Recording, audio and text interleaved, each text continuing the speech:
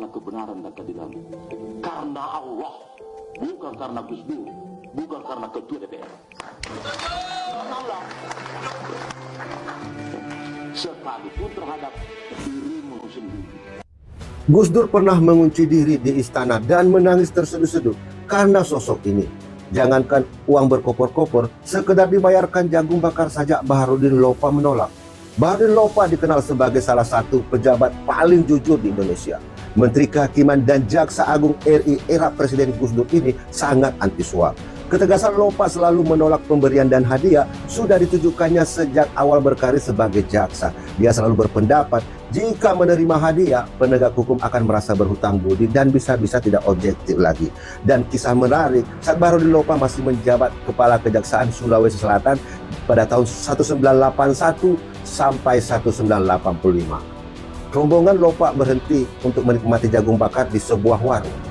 Tanpa sepengetahuan Lopa, ternyata ada seseorang kepala kejaksaan negeri yang diam-diam membayar pesanan jagung tersebut. Saat sopir Lopa hendak membayar, penjual mengatakan, jagung ini sudah dibayar oleh Pak Kajari.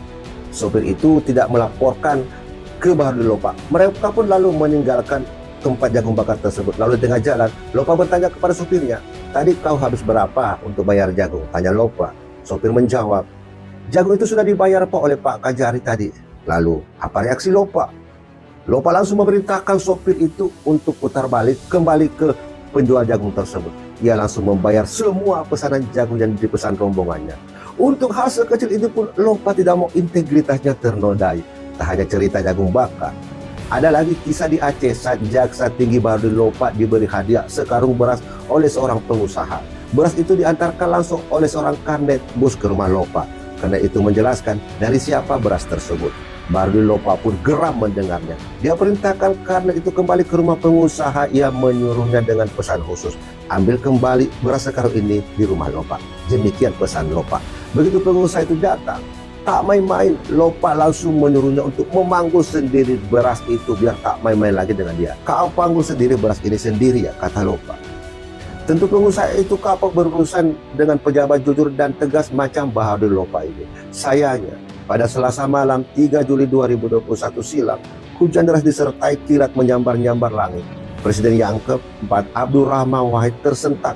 Dia mengunci diri dalam kamarnya di Istana Negara dan menangis terseduh-seduh. Ketika tangisannya agak reda, Gus Dur berucap lirih, malam ini salah satu tiang langit bumi Indonesia telah runtuh. Tak seorang pun yang tahu apa maksud Gus Dur. Lebih-lebih bisa-bisanya cucu Hadratus Syekh Hasyim Asy'ari ini menangis terseduh-seduh.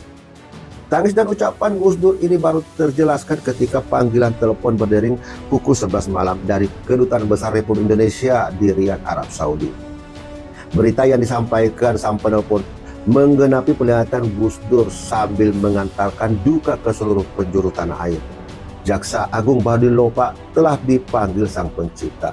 Berita meninggalnya Lopa ini yang baru dilantik sebagai Jaksa Agung pada 5 Juli 2021 telah menimbulkan keterkejutan sekaligus menjalarkan duka yang mendalam. Lopa meninggal mendadak. Keberangkatannya di Arab Saudi dari panggilan tugas sebelumnya sebagai Duta Besar Republik Indonesia untuk Arab Saudi.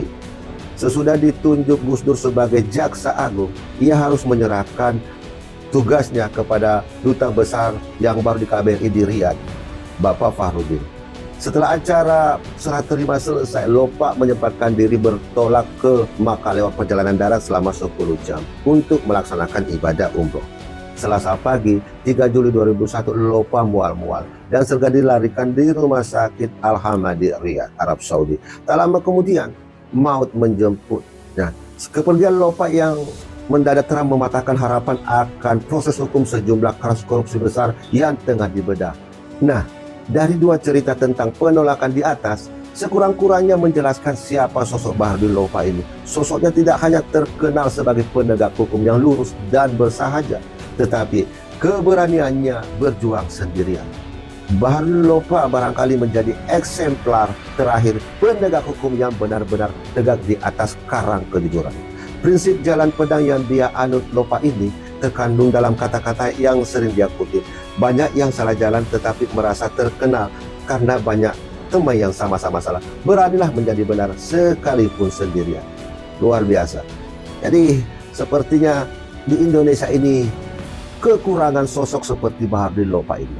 Entah kapan lagi ada Baharudin Lopa yang terlahir untuk penegakan hukum di Indonesia.